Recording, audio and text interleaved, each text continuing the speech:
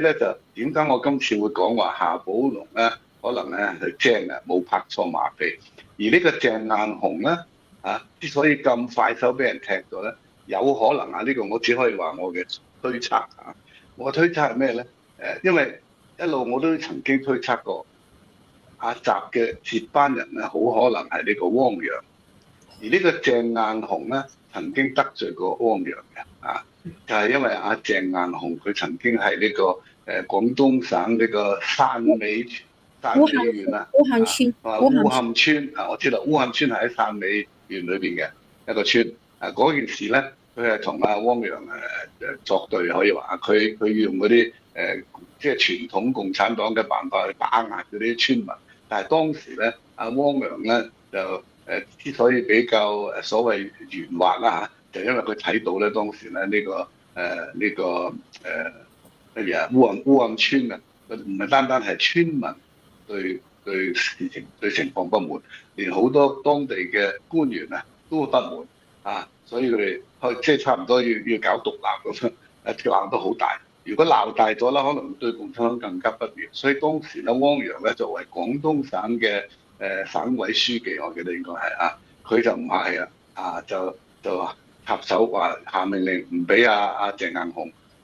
用強硬嘅辦法去鎮壓而係咧要向村民讓步和解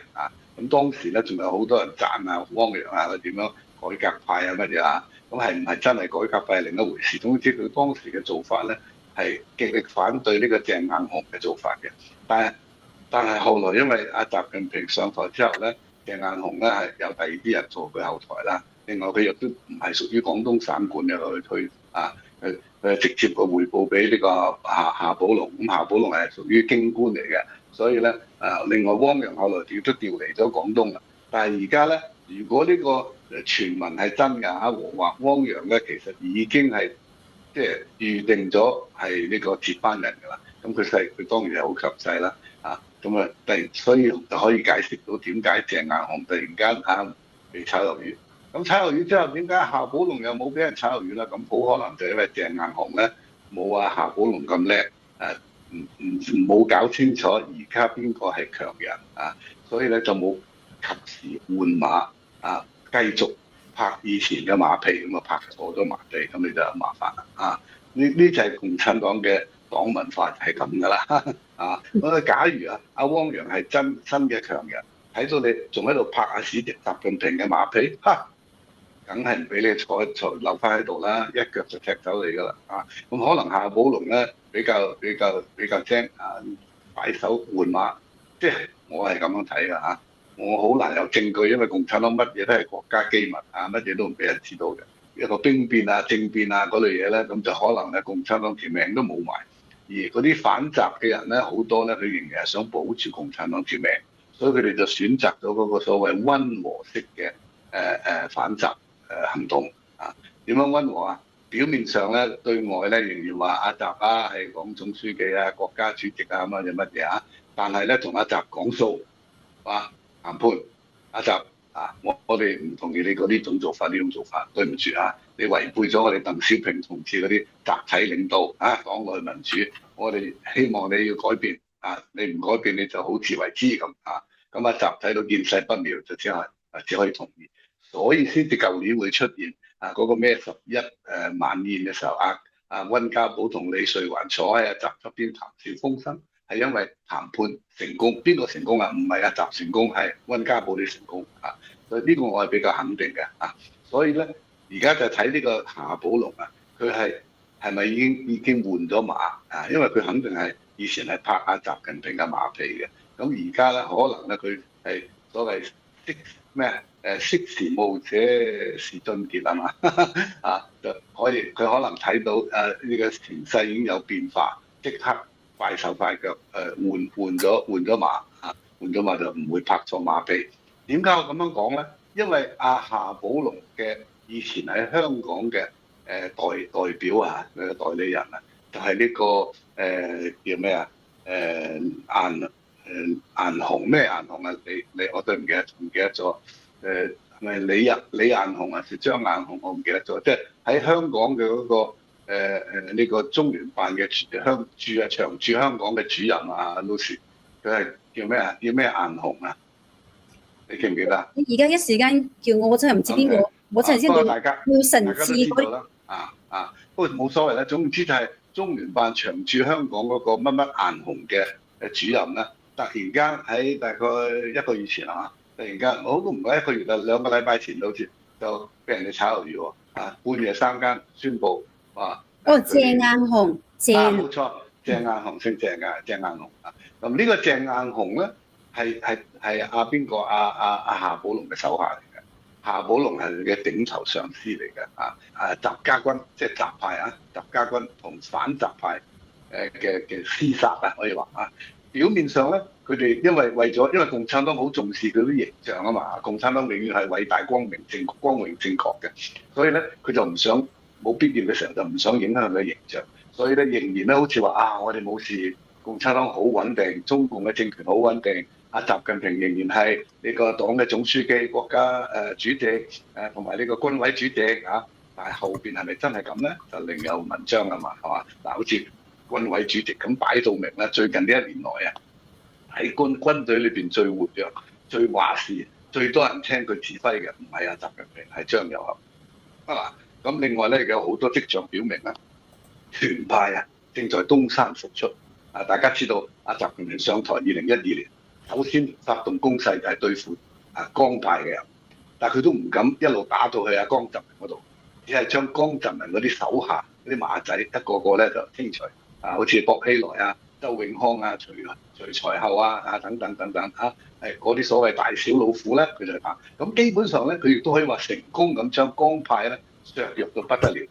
最後咧，淨係剩翻江派嘅江澤民同埋呢個江澤民嘅管家曾慶紅之後咧，佢就唔敢再打落去啦，停咗手啊。因為曾慶紅咧係都係財雄勢大嘅佢控制咗好多中國嘅企業企業界同埋佢係控制香港嘅。佢個細佬曾慶懷係喺香港度，佢曾慶紅咧就搞一個嗰啲所謂咩文化官嘅職位咧，俾個細佬坐喺香港嗰度其實咧係幫個大佬曾慶紅咧睇檔同埋通水，有咩唔妥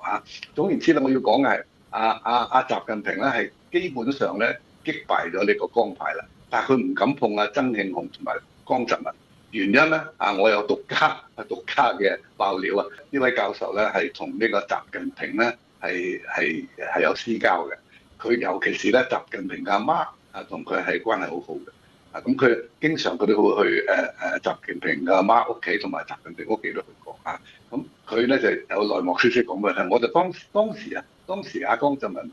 江派正在被呢個習近平清洗嘅時候，咁我就問呢個教授，我話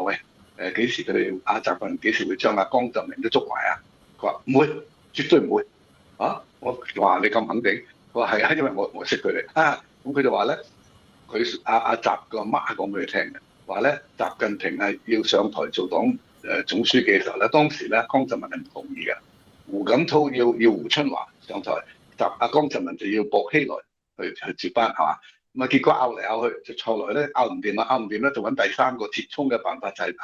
習近平。咁當時咧胡錦濤係同意習近平，但係江澤民開始就唔同意嘅唔同意。咁習咧就同江澤民傾，江澤民話你答應我一件事，我就可以做。係咩事咧？就係你唔俾碰我江家嘅人即係我本人啦，同埋我啲仔啦，我啲老婆啦我阿媽啦咁總言之，江家嘅人你係唔准喐嘅你一定要答應，任何情況下都唔俾喐。咁聽講話咧，當時咧習近平係同意嘅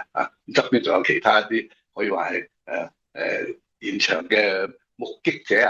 證人證明，所以佢當時咧係講得斬釘截鐵咁話咧，習近平咧佢可能會清洗好多江派人，但係絕對唔會碰江澤民同埋江家人。睇上嚟俾佢講啱咗，因為當時仲有好多人喺度懷疑，話唔知幾時咧習就會整低江澤民咁結果佢真係冇做到。好啦，咁而家咧但係江派咧係削弱到好犀利，非常弱。而家基本上就剩翻呢個曾慶紅咁仲有一件好有意思嘅事係咪？共產黨係最叻為咗權力鬥嚟鬥去㗎嘛。咁當阿習近平咧整低咗江派嘅人馬之後咧，佢就開始咧向團派落手啦。共產黨啲人就係連義氣都唔講㗎，佢比黑社會仲衰嘅，黑社會啲人都講啲義氣㗎，係嘛？點解我話冇義氣咧？佢打擊阿江派嘅時候，團派係幫咗佢嘅時候，當時佢求胡錦濤同埋呢個溫家寶幫佢去打擊江派。咁胡錦濤憎死阿江澤民啊嘛，江澤民一路唔俾佢，一路喺度阻住佢去執政啊嘛，係嘛？咁溫家寶亦都唔喜歡江澤民嘅，所以佢哋兩家咧就同意動員成個團派嘅人幫阿習近平去打擊江派。咁江派打完之後咧咁咧阿習咧呢個人咧就好鬼懷疑，好信唔過人哋嘅，咁佢就驚咧幫佢打低浙江派嘅團派咧，會有一日對付佢喎。佢諗可能團派都唔對佢忠誠嘅喎，所以咧嗰個所謂主要矛盾咧，就由江派轉移到團派，所以咧江澤民又開始對付團派嘅人，好慘真。咁最後咧，大家都知道啦，世界有名嘅胡錦濤作為團派嘅代表人物被逼離開會場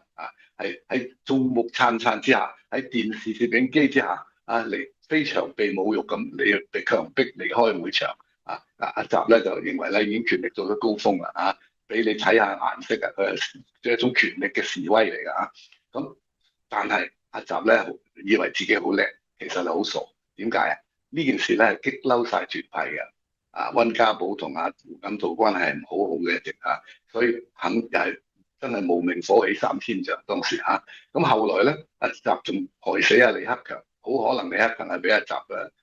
整死嘅就係被心臟病。所以咧呢啲事咧令到團派嘅人咧係非常非常仇恨呢個江澤民嘅。所以佢而家目前咧睇佢。